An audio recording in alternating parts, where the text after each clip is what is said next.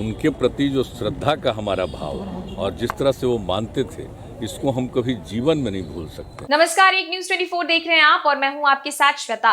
अटल बिहारी वाजपेयी की जयंती के दिन मुख्यमंत्री नीतीश कुमार उन्हें याद करके भावुक नजर आए। उनका कहना है कि अटल बिहारी वाजपेयी की कार्यकाल के समय में मुख्यमंत्री नीतीश कुमार को तीन विभागों को संभालने का सौभाग्य दिया गया था। साथ ही साथ उन्होंने ये भी कहा कि अटल बिहारी वाजपेयी हमेशा एक सपोर्ट सिस्टम और एक गाइडेंस के तौर पे हमेशा उनके साथ खड़े रहते थे। आइए सुनते और क्या कुछ कह रहे हैं मुख्यमंत्री नीतीश कुमार।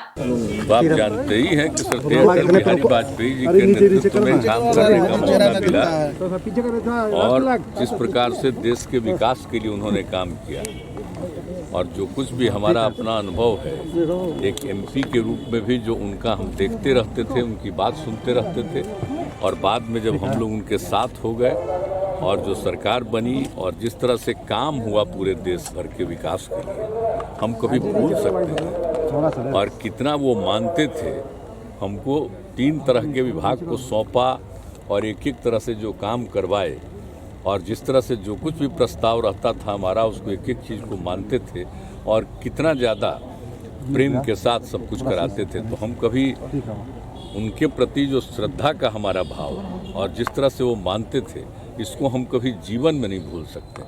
एक बात अच्छी तरह जान लीजिए।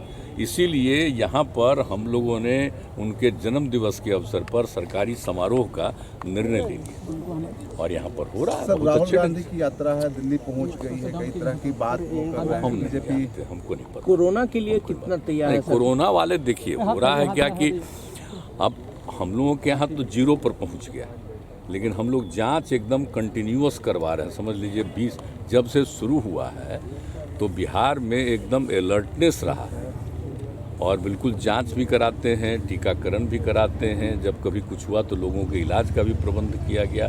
हर तरह से आप एक एक चीज़ को जानते हैं। अब इस बार जो फिर चला था, इसी साल 2 बार आ गया था, तो जब कुछ भी हुआ तो एक एक करते हुए जाँच करवा रहे हैं। अभी तक ऑलमोस्ट हर दिन लगभग 45-50 हज़ार का जांच जरूर हो जाता है और टीकाकरण भी चल रहा है। 4000, 5000, 6000 जो भी जितना हो सके, जितना टीकाकरण भी हो रहा है, उस सब तो काम हम लोग कर ही रहे हैं। लेकिन अब 0 पर आ गया।